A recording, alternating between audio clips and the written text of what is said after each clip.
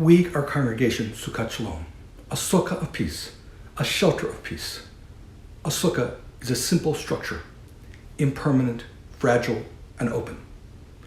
The imagery of a sukkah was central to the message we were trying to send in the early years after the founding of our congregation. For most of Sukkot Shalom's history, there was no building of our own.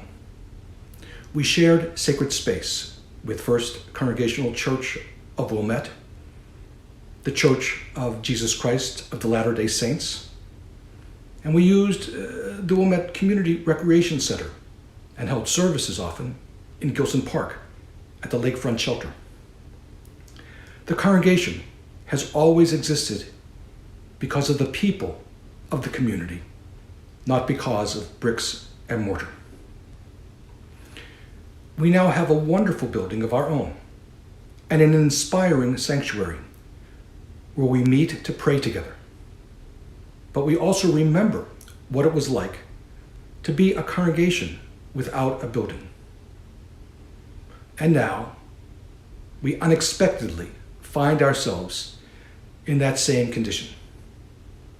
In our early days, a building did not define us, and the same is true today. Our building is closed right now, but our congregation is open, and indeed thriving. We are doing our very best to use the technology available through live streaming, Facebook, Zoom, and YouTube. We continue to worship, study, observe, celebrate, and mourn, even as we cannot do so in person. It is not ideal, but we are still able to share stories, music, and even social settings by means of the internet. We remain connected. We hope you find the opportunities to join us online for some of our many offerings, whether that means Shabbat and Havdalah, or musical programs and study sessions, support meetings, or social gatherings. Even over this summer, we want to stay connected, but with a certain measure of sadness. We know that our sanctuary will not be open for communal prayer.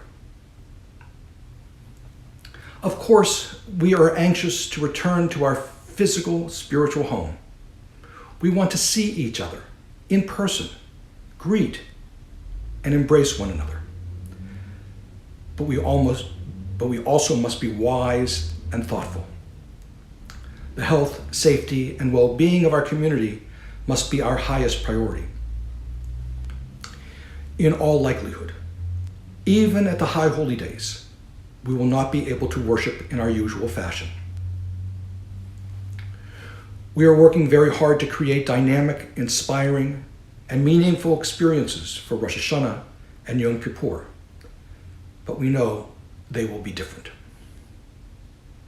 As tempting as it may be to open our synagogue and sanctuary to our congregation, we cannot do so.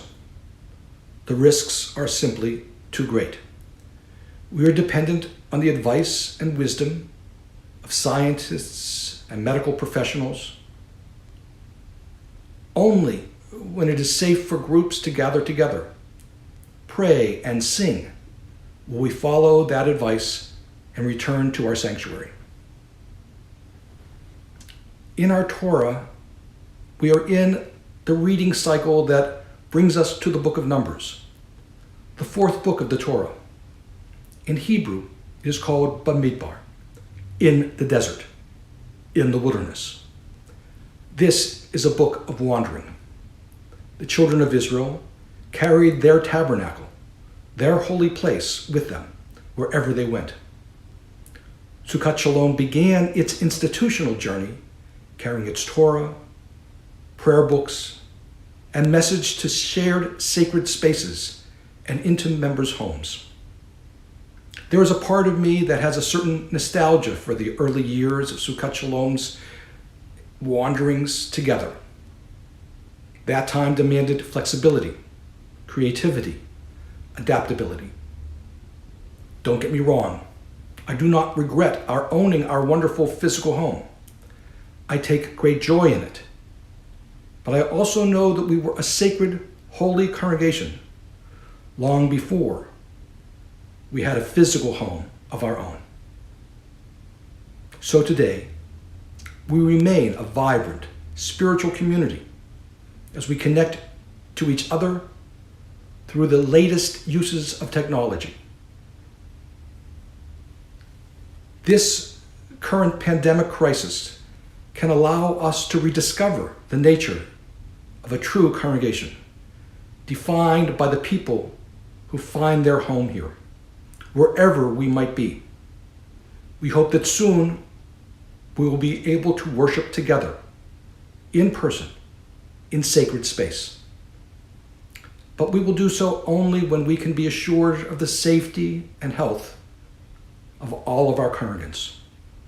Yes, the work of our synagogue is essential, and that work continues.